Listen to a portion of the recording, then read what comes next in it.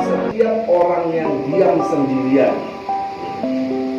bahwa setiap orang yang tinggal atau diam sendirian, maka yang terjadi pikiran yang akan bergerak.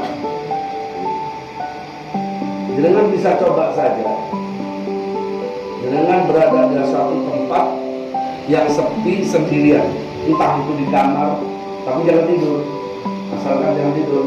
Ya. Kalau berada di kamar sendirian tapi tidur, ya nggak ada pikiran juga, tidur. Ya. Ada di tempat sendirian, ya, sepi, tidak ada orang, itulah yang disebut dengan uzlah, menyendiri.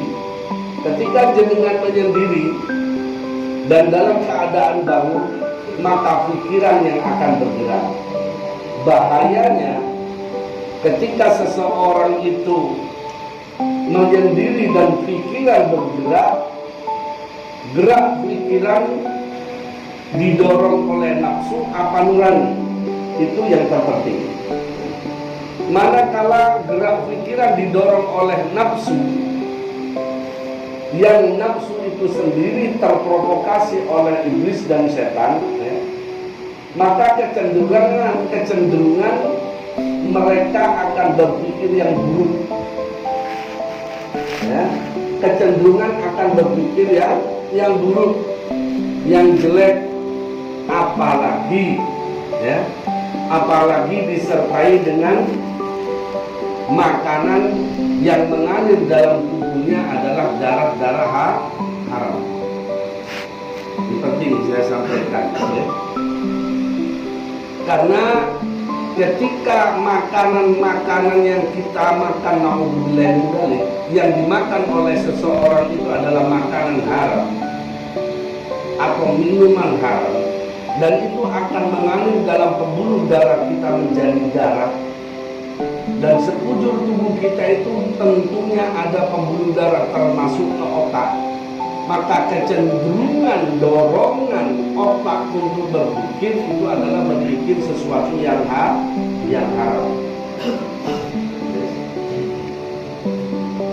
Oleh karena itu berhati-hati dengan makanan dan minuman yang haram, baik untuk diri kita, istri, anak, atau keluarga yang lain. Jangan sampai kita memberi makan makanan haram. Saya sedikit ingin bercerita. Ada seorang yang hidupnya, ya, itu tidak diketahui, sangat misteri. Dia dikenal sebagai orang waliullah, tapi hidupnya sangat misteri. Kenapa dikatakan misteri? Kok ada seorang waliullah kerjaannya datang ke tempat judi, bermain judi lah. Setelah datang dari tempat judi, lalu dia pergi ke tempat perempuan nakal. Ini kan misteri sekali.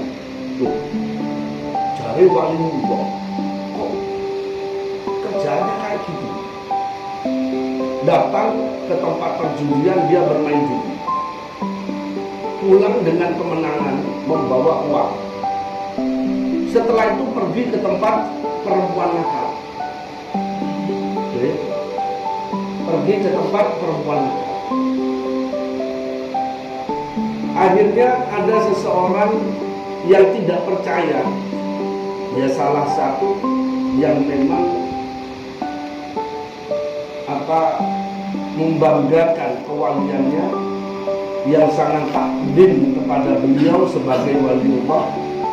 Ini mesti ada sesuatu yang lain, yang aneh, karena tidak mungkin waliullah akan melakukan sesuatu yang haram seperti itu, ya, kalau tidak ada sesuatu yang khusus, ya, yang istimewa. Diselidikilah wali tersebut oleh sang santri. Ternyata hasil uang judi itu tidak pernah satu rupiah pun dimakan, bahkan dikumpulkan di satu tempat yang seluruh keluarganya diharamkan untuk mengambil uang tersebut. Hingga satu saat mungkin ya karena istri beliau itu tidak atau kekurangan uang untuk beli sesuatu, maka mengambilnya uang dari sana 50 rupiah. 50 rupiah. Zaman dulu 50 rupiah masih ada harganya. Ya. 50 rupiah. Jadi tidak sampai 100 rupiah. Yang namanya wali ya tetap tahu. Langsung ditegur sama istri. Kenapa sampai kok mengambil uang dari sana? Ya karena butuh. Kenapa nggak bilang sama saya? Ya urgent. Se-urgent-urgentnya, sepenting-pentingnya, sebutuh-butuhnya, bilang sama saya, maka saya akan beri. Kan saya sudah melarang untuk mengambil uang dari tempat itu. Maka kalau kamu ingin tetap bersama saya, kalau kamu ingin tetap menjadi istri saya, berpuasalah kamu 40 hari. Istrinya diperintah untuk berpuasa 40 hari. 40 hari. Karena makan uang yang diambil dari hasil judi 50 rupiah. Puasa kamu 40 hari kalau kamu ingin tetap bersama saya. Ya mau gak mau sang istri taat mengikuti perintah beliau, akhirnya berpuasa 40 hari. Tak cukup dari itu, sang santri menyelidiki lagi. Untuk apa uang itu dikumpulkan? Dia berjudi, hasilnya menang, dikumpulkan. Ternyata setelah itu dia datang ke tempat perempuan nakal. Kok ada wali Allah datang ke tempat perempuan nakal? Ngapain? Diselidiki. Setelah diselidiki, sesampainya di tempat perempuan nakal, ternyata apa yang terjadi? Beliau bukannya melakukan suatu hal yang diharamkan, tapi beliau datang ke manajernya untuk menebus salah satu perempuan dari sana yang mau ditebusnya. Ditebus. Setelah ditebus dan ada perempuan nakal itu mau bebas dari sana, ditebusnya. Setelah ditebus, tak cukup dari itu, dicarikan laki-laki juga dan dinikahkannya. Semua beliau yang membiayai. Dicarikan lelaki lalu dinikahkan. Setelah dinikahkan diberi biaya untuk usaha. Semua dari beliau. Ternyata itulah yang dilakukan oleh beliau. Jadi tidak seperti apa yang diduga oleh orang-orang baik. Itu supaya sekalian. Nah, dari kisah ini, saking menjaganya beliau dari makanan haram, dari uang haram, 50 rupiah pun yang sudah terkadung diambil, diperintah untuk berpuasa 40 hari. 50 rupiah. Ya. Apalagi sampai ratusan ribu. Nah, gitu ya. Kenapa? Karena yang namanya makanan haram yang dihasilkan dari uang haram akan berpengaruh besar terhadap perilaku seseorang yang memakan makanan haram tersebut. Berpengaruh besar terhadap sikapnya, berpengaruh besar terhadap perbuatannya, berpengaruh besar terhadap pribadinya, berpengaruh besar terhadap pikiran otaknya juga. Kenapa? Ya karena yang darah yang mengalir dalam tubuhnya sudahlah darah haram. Dan itu dijelaskan di dalam kitab Masailul Kimia yang disusun oleh Habib Abdullah bin Alwi Al-Haddad. Inna ta'amal haram yuqassil qalbah. Sesungguhnya makanan haram itu dapat ngeras hati. Hati kalau sudah keras, nasihat masuk kanan keluar kuping kiri, nasihat masuk telinga kiri keluar kuping telinga kanan, akan terus begitu, kaku, beku, kecenderungan amarahnya meledak-ledak. Hati yang keras itu seperti itu, dan jauh dari rahmat Allah Subhanahu wa Ta'ala, jauh dari petunjuk Allah Subhanahu wa Ta'ala. Na'udzubillah min dzalik. Seperti apa yang ada dalam firman Allah dalam Al-Quran, lahu udhun lahu adan la yasma'una biha wa lahu ainun la yubsiruna biha. Dia punya mata tapi tidak bisa melihat, punya telinga tapi tidak bisa mendengar, walau qulubun la yafqahuna biha.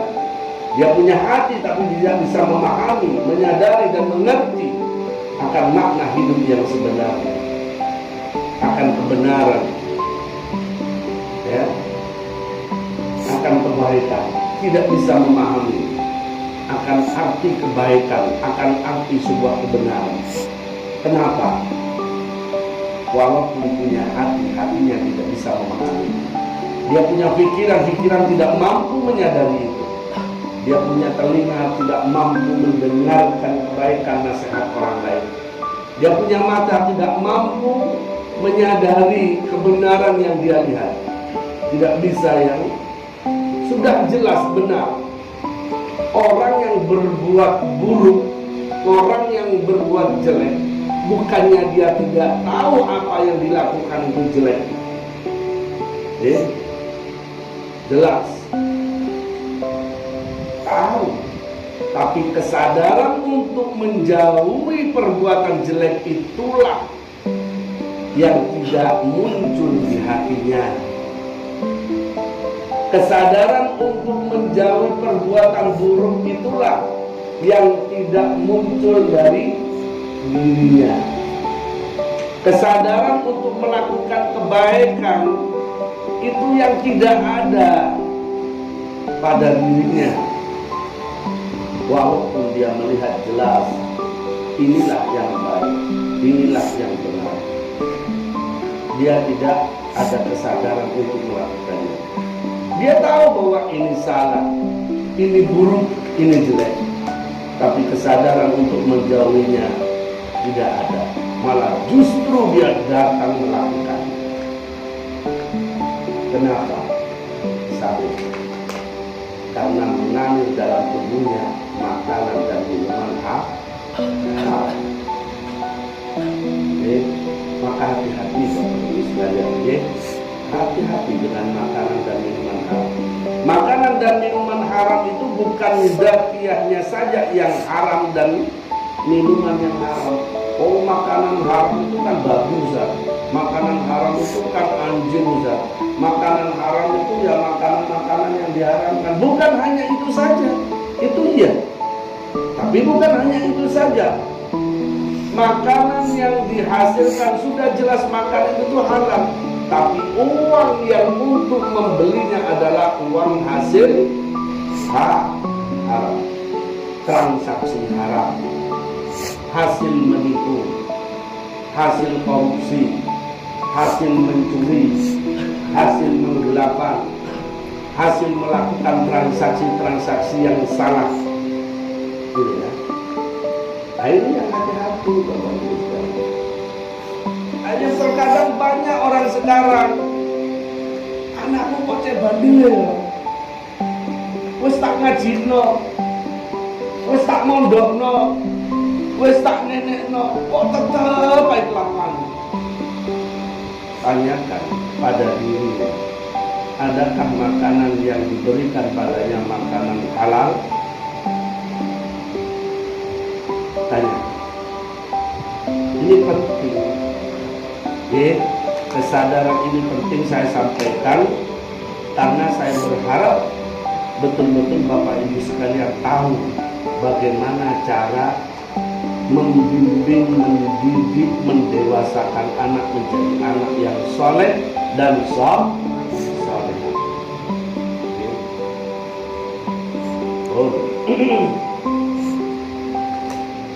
Nah, yang kedua, ajarkan anak, ajarkan diri, ya, bahkan diri kita sendiri haruslah memperbanyak zikrullah, zikir kepada Allah. Karena ketika uzlah, ketika menyendiri, pikiran bergerak. Kalau kita tidak zikir kepada Allah, setan datang memprovokasinya.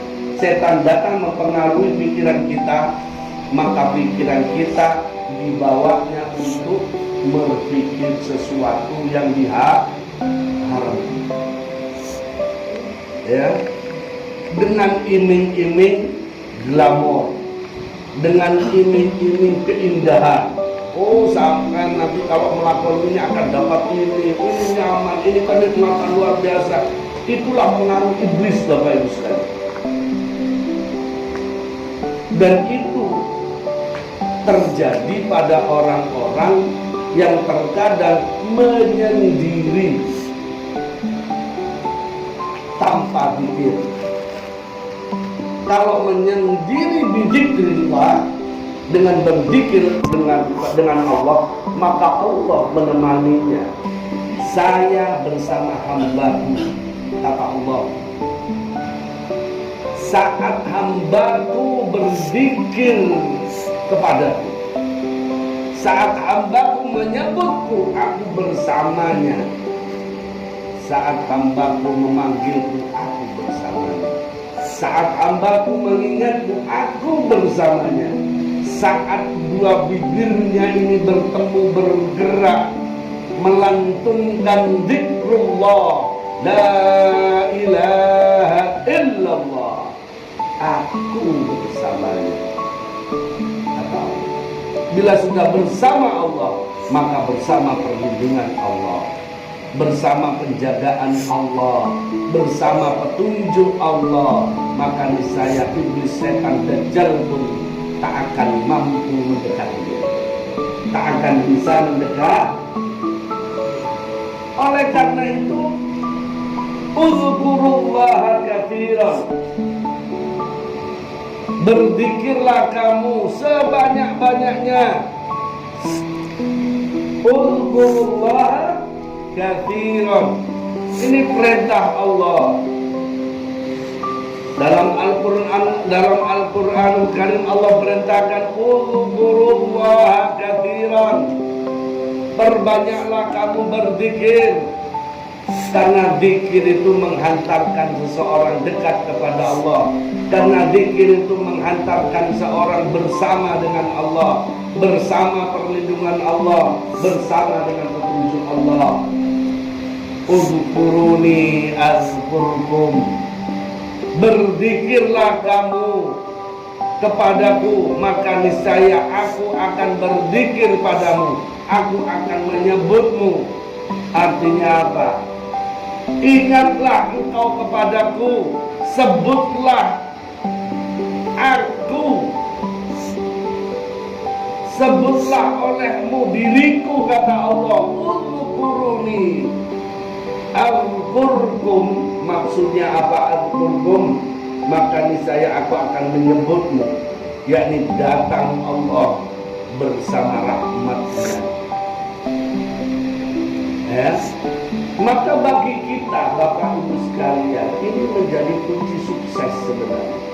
Kalau Bapak Ibu sekalian susah, gelisah, banyak masalah, jangan datang ke dukun, Jangan datang ke suatu hal yang tidak benar.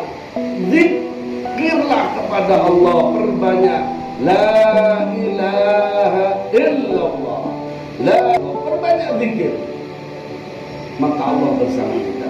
Hanya setelah itu apa ayatnya? Udhkuruni adzkurkum. Bila sebutlah aku, maka aku datang kepada kamu dengan rahmatku. Datanglah rahmat Allah, bisa berbentuk kesehatan, bisa berbentuk harta, bisa berbentuk harta kekayaan, bisa berbentuk ketentraman, bisa berbentuk hilangnya masalah. Oleh karena itu, setelah itu apa Allah perintahkan? Washkuruni, bersyukurlah kamu kepadaku. Saklase, sakmarine, setelahnya mendapatkan rahmat dariku, kata Allah, kan seakan-akan begini. Sakwese oleh rahmat, oleh peparingan dari Gusti Allah, setelah mendapatkan rahmat dari Allah, setelah mendapatkan apapun yang diminta, apapun yang diinginkan, dihajati olehmu, kan gitu. Allah kan datang, udhkuruni adzkurkum. Allah datang dengan hajat kita. Allah datang dengan rahmatnya, ya, bisa berbentuk kekayaan, kesehatan. Makanya Allah perintahkan selanjutnya apa? Washkuruni, bersyukurlah kamu. Setelah engkau dapatkan rahmat, maka kamu tentunya harus bersyukur. Bersyukurlah kepadaku. Gitulah Bapak Ibu.